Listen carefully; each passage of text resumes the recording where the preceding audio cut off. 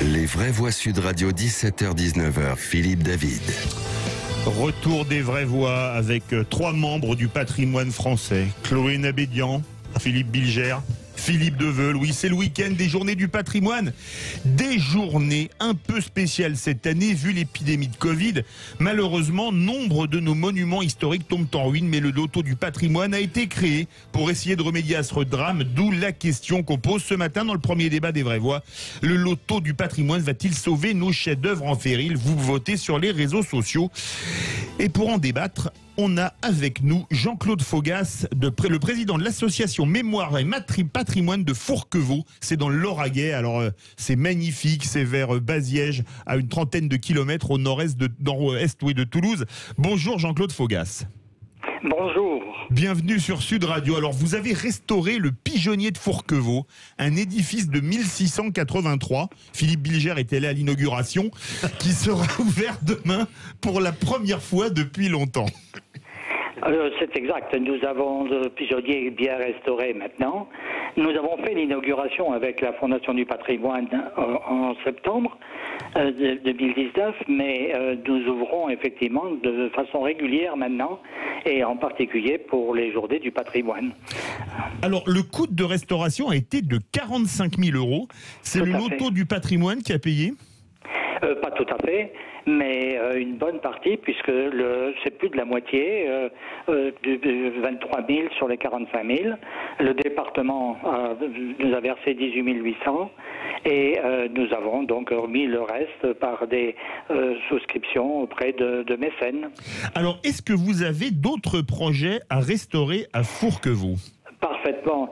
Nous avons du petit patrimoine non protégé par les bâtiments de France, mais par contre, nous avons effectivement énormément de petits patrimoines qui sont d'intérêt vraiment très particulier au niveau touristique. En particulier, nous avons la Fontaine des Fièvres qui date d'au moins 1554, puisque ce sont les plus hauts documents que nous avons, mais elle existait déjà auparavant. Merci beaucoup Jean-Claude Faugas. Il y a des huiles du coin qui viennent pour la nouvelle inauguration demain, parce que je le rappelle que la première était en 1683. Nous en avons eu, oui. Et bon, demain, je ne pense pas, parce qu'avec le Covid, beaucoup de sites ont été fermés. Nous sommes ouverts demain après-midi et dimanche après-midi, à partir de 15h et jusqu'à 18h30. Mais je ne sais pas exactement qui pourra venir. Merci beaucoup Jean-Claude Faugas, président de l'association Mémoire et Patrimoine de Fourquevaux, dans le Lauragais. Tiens, question vraie voix. Vous avez joué au loto du patrimoine, Chloé Nabédian ? Alors non, j'y ai pas joué, mais de base, je joue pas forcément au loto tout court ou ni à l'euro donc spontanément, c'est vrai que je suis pas allée. D'accord, vous avez joué vous, Philippe Bilger ? Non, moi depuis longtemps, je ne joue plus au loto. Et je n'ai pas de patrimoine. Le problème ne se pose pas. Donc, il ne va pas aider les autres qui ont du patrimoine. Je ne joue pas tant. Ça, très rarement, je prends un billet de loto ou d'euro-million. Je sais bien que ça fait plaisir comme ça. On rêve, mais en fin de compte, c'est à mon avis, c'est pas les probabilités de gagner sont très faibles. Oui. Mais qu'est-ce qu'on gagne pour le loto du patrimoine, ça allait pour le patrimoine. Oui, pour le patrimoine, c'est bien. C'est une idée qui est à mon avis honorable pour consacrer des sommes pour restaurer notre patrimoine, parce qu'on a un manque d'argent de toute façon dans ce pays. Quand j'entends qu'aucune des vraies voix n'a joué au loto du patrimoine, je me dis que nos monuments vont pas tarder à être en berne. Alors justement, je voudrais vous faire réagir. Faut saluer le jeu de mots quand même. Je voudrais vous faire réagir quand vous voyez des monuments qui s'effondrent, Chloé Nabédian, des églises en ruine, etc. Qu'est-ce que ça vous fait ? Forcément, ça me touche. C'est vrai que c'est notre histoire qui est en train de partir en lambeaux, et Stéphane Bern, comme vous l'avez bien précisé, a une initiative absolument exceptionnelle. Il s'est battu pour pouvoir mettre en place ça. Ça marche. Il y a des choses qui sont restaurées un peu partout en France, et c'est vrai que peut-être il faudrait qu'on s'y mette nous aussi à jouer à ce loto du patrimoine pour aider d'une certaine façon en fait notre patrimoine français. Philippe Deveul, quand vous voyez les monuments qui tombent en ruine, ça vous fait pas mal au cœur ? Si, bien sûr, mais je pense que c'est parce que on lâche, et il y a une volonté politique de lâcher notre histoire. On le voit très bien au plus haut niveau de l'État, où on refuse l'histoire française. Et ça se diffuse sur tout le territoire. Et c'est normal qu'on se désole de voir des ruines au fur et à mesure, sur des églises ou des châteaux ou des pigeonniers. Enfin voilà, je veux dire, c'est. Ah, on a vu des photos du pigeonnier à Fourquevaux avant et après, c'est extraordinaire. Hein. Alors, est-ce qu'ils ont mis les pigeons? Parce que, ça, je ne sais pas. D'accord, voilà. Est-ce qu'il est opérationnel? Voilà, parce que c'est vrai que le pigeon a beaucoup servi. C'était un peu nos premiers SMS. Absolument. Oui. Philippe Bilger. Là, je n'irai pas. Philippe, je regrette comme vous le délabrement du patrimoine, mais je constate que l'auto du patrimoine, c'est mieux que rien. Et je ne crois pas que là, il y a une volonté malfaisante, comme dans d'autres effacements d'événements historiques, de faire disparaître ce qui fait la beauté de la France. Mais c'est simplement que, au fond, l'énergie politique et culturelle ne peut pas être partout. Pour une fois, j'essaye d'être bienveillant. On a beaucoup de commentaires sur Twitter. On a Mars Justine qui nous dit « C'est un pansement de plus. Ne vous inquiétez pas. Les Chinois et les Russes s'occupent très bien de notre patrimoine. » Est-ce que vous n'avez pas peur de voir une grande partie de notre patrimoine? On voit de plus en plus, là c'est l'amateur de vin qui va parler, des vins de Bordeaux qui passent dans des mains chinoises, par exemple. C'est l'effet de la mondialisation. C'est-à-dire qu'en fin de compte, la France a eu cette chance pendant la crise de 29 d'avoir gardé sa propre industrie et de ne pas être rentré justement dans cette mondialisation américaine avec la bourse, la finance, etc.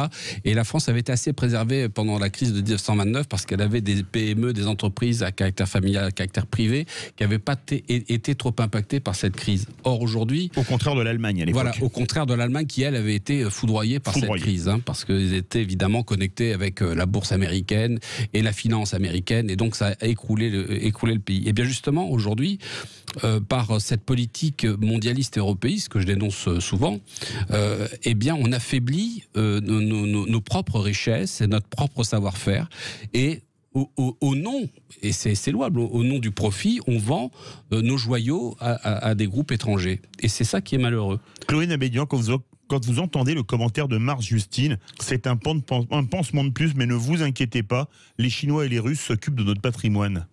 Je pense qu'il a oublié les Qataris aussi.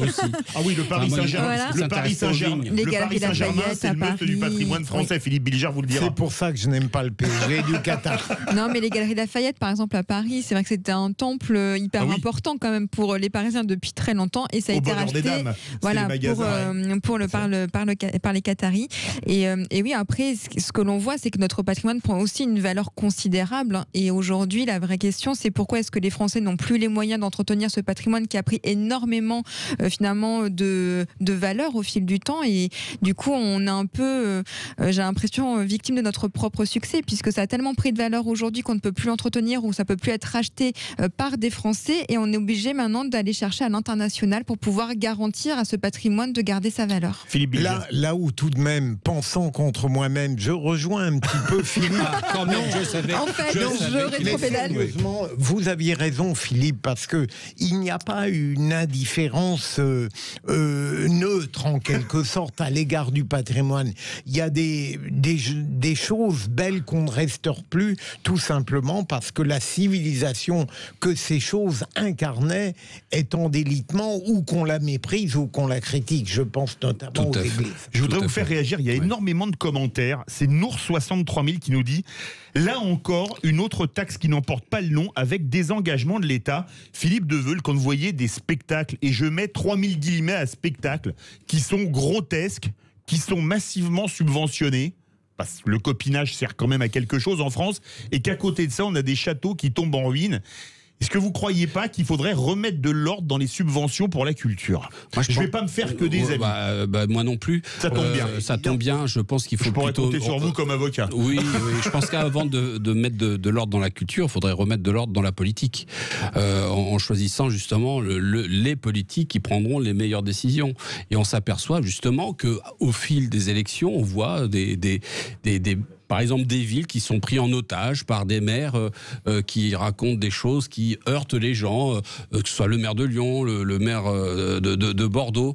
Donc en fin de compte, si on choisit les bons politiques pour prendre les bonnes décisions, on n'aura pas ce genre de discussion. Chloé Nabédian. C'est vrai qu'il y a des spectacles subventionnés. Moi, je me dis, pourquoi on subventionne des trucs comme ça et à côté de ça, on a des châteaux qui tombent en ruine. Alors après, oui, il ne faut pas tout mettre sur le dos de l'État. Effectivement, le rôle des maires aujourd'hui est central et primordial pour garantir justement ce patrimoine et sa conservation. Après, j'ai l'impression aussi qu'on est un peu à deux vitesses. Quand Notre-Dame a pris feu, effectivement, il y a des centaines de millions d'euros qui sont sortis pour pouvoir préserver Notre-Dame et beaucoup se sont un petit peu insurgés par rapport à ça en disant mais pourquoi est-ce qu'une partie de cet argent-là ne peut pas aller dans le petit patrimoine, celui qui est jugé forcément pas forcément le plus grand, le plus prestigieux, mais qui est très utile pour garantir en fait notre quotidien. Mais là aussi, on ne peut pas fuir le débat sur l'idéologie tout de même. Vous parliez très justement, Philippe, des subventions qui sont données, de mon point de vue, à des choses sans intérêt. Mais qu'est-ce qui les envoie? C'est une idéologie de gauche, voire d'extrême gauche, qui subventionne des spectacles qui n'ont pas l'ombre d'un intérêt, mais qui pensent bien, selon moi, qui pensent mal. Donc à chaque fois, il y a l'idéologie qui explique beaucoup de choses. Mais après, il ne faut pas opposer culture et patrimoine. Ce sont quand même deux choses différentes. L'accès à la culture, l'accès à la culture, l'accès à ces spectacles. Après, c'est très subjectif si vous aimez ou n'aimez pas ce spectacle, mais ça donne quand même malgré tout accès à des informations, à des idées aussi qui peuvent être partagées par d'autres personnes. Et je pense aussi qu'il y a d'autres priorités, parce qu'on parle culture, on parle patrimoine, c'est bien, mais moi, il y a une chose que j'oublie pas, c'est surtout le pouvoir d'achat des Français qui s'étiole. Et en plus impacté par la crise du Covid. Et je vois qu'on va chercher 100 milliards auprès de la BCE pour injecter dans les grandes entreprises, mais pas un seul moment j'ai entendu le gouvernement dire tiens, on va baisser la TVA sur le prix du beurre, du lait, etc. avec l'injonction de ne pas augmenter les prix dans les grandes surfaces, alors qu'Auchan veut licencier 1000 personnes, 1000 employés qui ont été là pendant cette crise. Donc il y a encore deux poids, deux mesures. Et bien sûr que c'est important le patrimoine, mais je crois que le côté social est aussi très important. Vous êtes bien sur Sud Radio. Verdict de ce premier débat. Le loto du patrimoine va-t-il sauver nos chefs-d'œuvre en péril? Vous êtes 92% à dire non. Et je le répète, notre plus grand chef-d'œuvre national est dans ce studio tous les jours. C'est l'immense Philippe Bilger. Mais qu'est-ce que vous direz demain dans ce cas-là? Si vous êtes demain c'est le week-end. Non, j'y serai, mais vous ne serez pas là. Je peux vous faire venir dans le grand matin week-end. Si vous êtes tellement hyperbolique aujourd'hui, lundi...